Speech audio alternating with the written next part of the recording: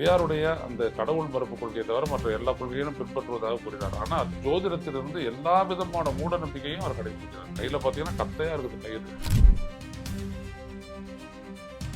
ஆட்சியின் மீது நம்பிக்கையும் ஆட்சி நிர்வாகத்தை திறம்பட நடத்திட முடியும் என்கின்ற ஒரு சுய நம்பிக்கை விஜய்க்கு இருந்திருக்குமானால் இப்படிப்பட்ட ஒரு வேலையை அவர் செய்திருக்க மாட்டார். ஒரு ஜோதிடரை கொண்டு வந்து எப்பொழுதும் ஆலோசனை தருவதற்கு பக்கத்தில் வைப்பதாக இருந்தால் அப்படி என்றால் கொள்கை முடிவை யார் எடுப்பது? இங்கே அதிகார வர்க்கத்தினருடன் கலந்து ஐஏஎஸ் ஐபிஎஸ்களோட கலந்து ஒரு முடிவு எடுக்கிறாங்க அப்படின்னா அங்கே ஜோதிடர் இருந்தால் என்ன ஆகும்? இது சரிப்பட்டு வராது, இது உங்களுக்கு எதிர்காலத்தில் அப்படி ஆகிடும் அப்படின்ட்டு இவர் நல்லது செய்ய நினைச்சா கூட அவங்க தடுக்கிறதுக்கான வாய்ப்புகள் நிறைய இருக்குது. அவன் தடுத்துருக்குறாங்க. இதெல்லாம் வந்துட்டு என்ன செயலாக அவர் பார்க்குறாருன்னு தெரியல. எந்த நட்சத்திரமோ எந்த கிரக நிலையும் அவருக்கு எட்டாவது இந்த இடத்த விட்டுச்சு அப்படின்றது தெரியல.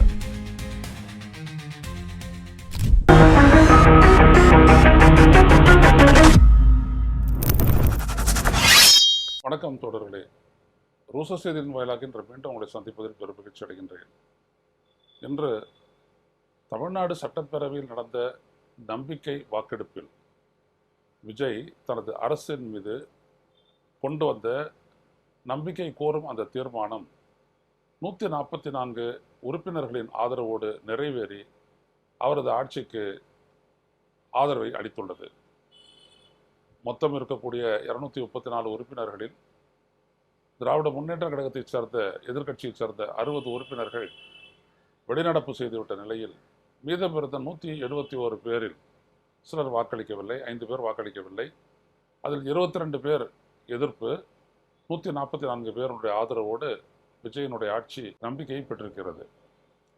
ஆனால் இதில் கவனிக்க வேண்டிய ஒன்று என்னவென்றால், ஆளுநரிடம் ஆட்சி அமைக்க உரிமை கோரும் போது விஜய்க்கு பெரும்பான்மை இல்லை. அந்த பெரும்பான்மையை அப்பொழுது தந்தது விடுதலை சிறுத்தைகள், 2 கம்யூனிஸ்ட் கட்சிகள் மற்றும் முஸ்லீம் லீக். அவர்களெல்லாம் சேர்த்து 120 பேர் அது வந்தது. ஆனால் அதுக்கு பிறகு அண்ணா திராவிட முன்னேற்ற கழகம், மற்றொரு எதிர்க்கட்சியான அண்ணா திராவிட முன்னேற்ற கழகம் 2ஆக உடைந்திருக்கிறது.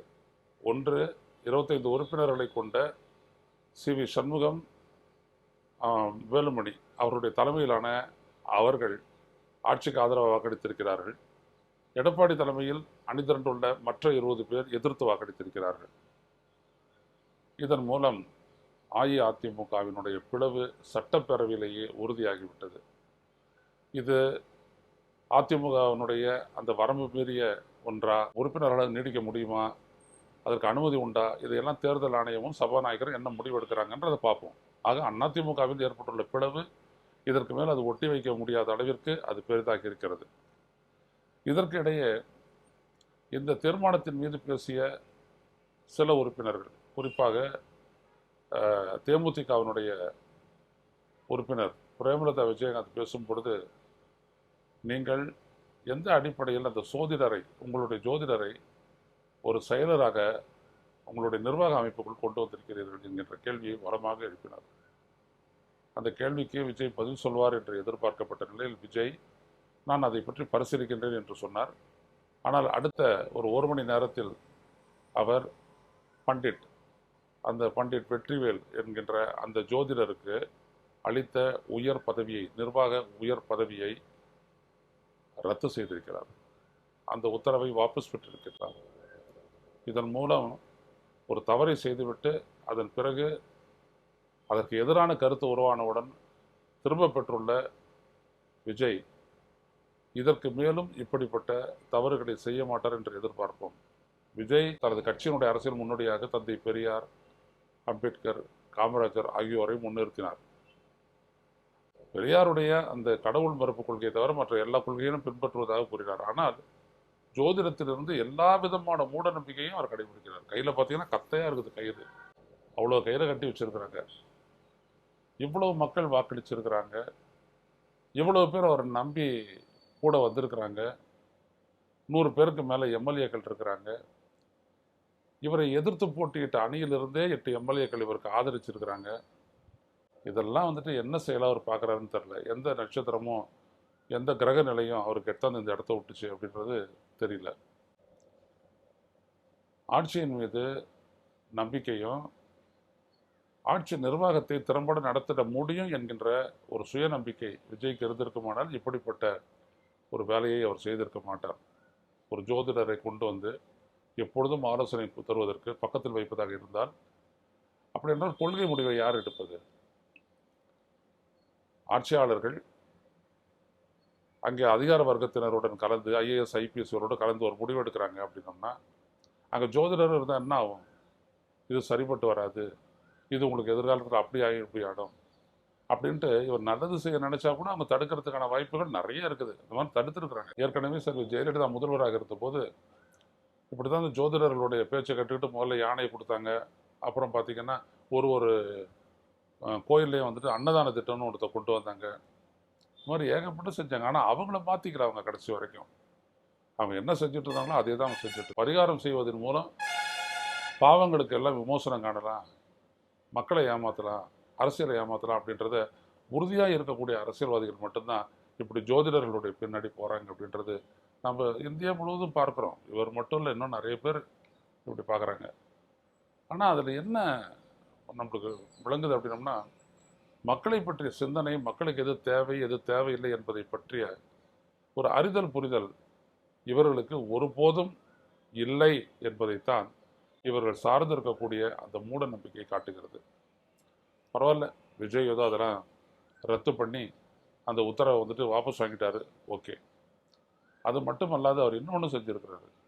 உறுதியாக இவருக்காக நின்ன 8 பேரையும் தாண்டி என்டிஏ கூட்டணி சேர்ந்த யாரிடமும் நாங்கள் போக மாட்டோம், என்டிஏவோட எந்த ஒட்டு உறவும் கூடாதுன்னு சொல்லிட்டு இருந்தவர் அந்த என்டிஏல அங்கம் வகித்து வெற்றி பெற்ற அதிமுகவினுடைய ஒரு பாதி 25 பேர், 47 பேரில் 25 பேர் அவருடைய ஆதரவை பெறுவதற்காக அவர்களையும் நேரில் சந்திச்சார். அதான் இன்றைக்கு கடும் விமர்சனத்துக்கு உண்டாக்கி இருக்கிறது.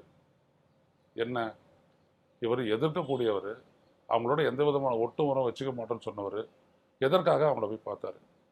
பார்த்ததோடு மட்டும் இல்லாமல் அவங்களுடைய ஆதரவையும் பெற்றிருக்கிறாரு. அவங்களும் சும்மா இல்லை, எங்களில் வந்துட்டு 3 பேரோ 5 பேருக்கோ அமைச்சர் பதவி வேணும்னு கேட்டிருக்காரு. அது இவரும் கொடுப்பாருன்னு தான் நினைக்கிறேன்.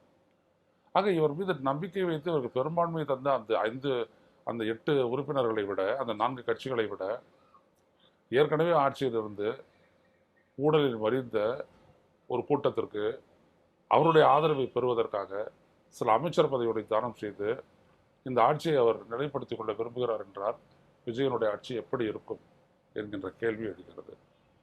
நாட்டு மக்களிடையே இந்த கேள்வி நிச்சயமாக இடும்.